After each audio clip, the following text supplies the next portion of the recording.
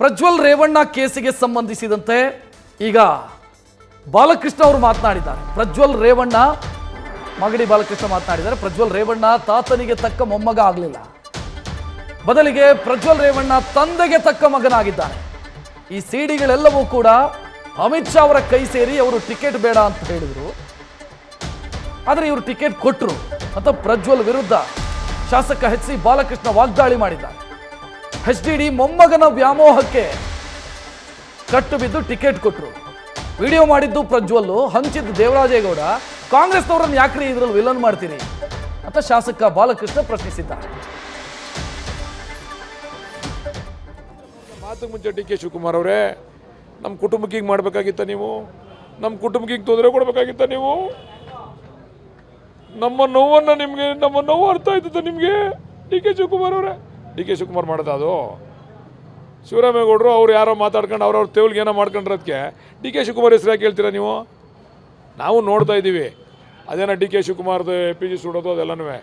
ನಾವು ಮನ್ಸು ಮಾಡಿದ್ರೆ ನಾವೆಲ್ಲರದ್ದು ಸುಡೋಕೆ ನಾವು ರೆಡಿ ಇದ್ದೀವಿ. ನಾವು ತಾಳ್ಮೆಯಿಂದ ಕಾಯ್ತಾ ಇದ್ದೀವಿ. ಯಾರು ತಪ್ಪು ಮಾಡ್ತಾರೆ ಅವ್ರು ಸುಟ್ಕೊಳ್ಳಿ. ಪ್ರತಿಯೊಂದಕ್ಕೂ ಡಿ ಕೆ ಶಿವಕುಮಾರ್ ಅವ್ರನ್ನ ಏನು ಅವರು ತರಕ್ಕೆ ಹೊರಟವ್ರಲ್ಲ, ಇದನ್ನು ಭಾಳ ಖಂಡಿಸ್ತೀವಿ ನಾವು. ಈ ರೀತಿ ಆದರೆ ನಾವು ನಮ್ಮ ತೀರ್ಮಾನ ನಾವು ಮಾಡ್ತೀವಿ. ನಾವೇನು ಕಾಂಗ್ರೆಸ್ನವ್ರೇನು ಬಳೆ ತೊಟ್ಕೊಂಡು ಕೂತಿಲ್ಲ, ಡಿ ಕೆ ಶಿವಕುಮಾರ್ ಅವ್ರ ಶಿಷ್ಯರು ಏನು ಬಳೆ ತೊಟ್ಕೊಂಡು ಕೂತಿಲ್ಲ.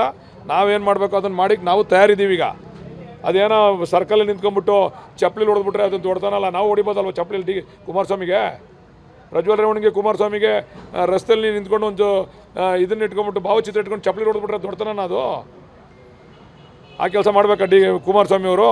ಅದನ್ನು ಮಾಡಿ ಹೊಡಿ ಅಂತ ಹೇಳ್ಕೊಡ್ಬೇಕು ಅವ್ರ ಶಿಷ್ಯರಿಗೆ. ನಮಗೂ ಹೊಡಿಯೋಕ್ಕೆ ಗೊತ್ತದೆ, ಅವ್ರ ಫೋಟೋ ಸಿಗಲ್ವಾ ಹೊಡಿಯೋಕ್ಕೆ? SIT ತನಿಖೆ ನಡೀತಾ ಇದೆ, ತನಿಖೆ ಹೊರ ಬರ್ತದೆ. ತನಿಖೆ ಹೊರ ಬಂದಮೇಲೆ ಕೋರ್ಟ್ ಐತೆ, ಕಾನೂನು ಐತೆ, ಅವ್ರು ಚಾಲೆಂಜ್ ಮಾಡಲಿ.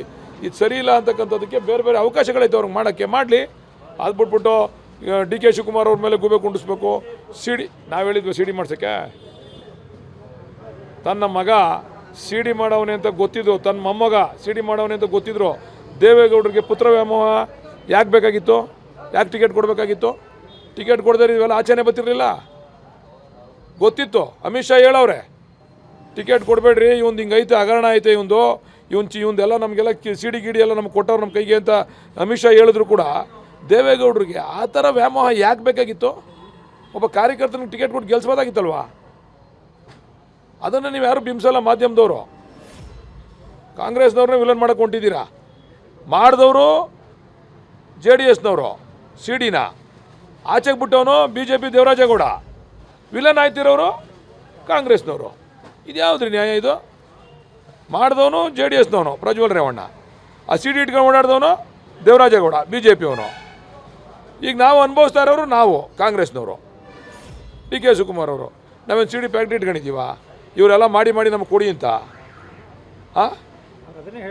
ಏನಂತ? ಕುಮಾರಸ್ವಾಮಿದು ಐತೆ ಕೊಡ್ತೀವಿ ಅಂತ ಕೇಳಿ. ಸ್ವಲ್ಪ ಮಾಜಿ ಮುಖ್ಯಮಂತ್ರಿಗಳು ಗೌರವಕ್ಕೆ ತಕ್ಕಂತೆ ಮಾತಾಡೋದು ಕಲ್ತ್ಕೊಳ್ಳಿ ಅಂತ ಹೇಳ್ರಿ ಕುಮಾರಸ್ವಾಮಿ ಅವ್ರಿಗೆ. ರೀ 2 ಸಾರಿ ಮುಖ್ಯಮಂತ್ರಿ ಆಗಿರ್ತಾರೆ. ನ್ಯೂಸ್ ಫಸ್ಟ್ ನಿರ್ಭೀತಿಯಿಂದ ನಿಮ್ಮ ಪರವಾಗಿ.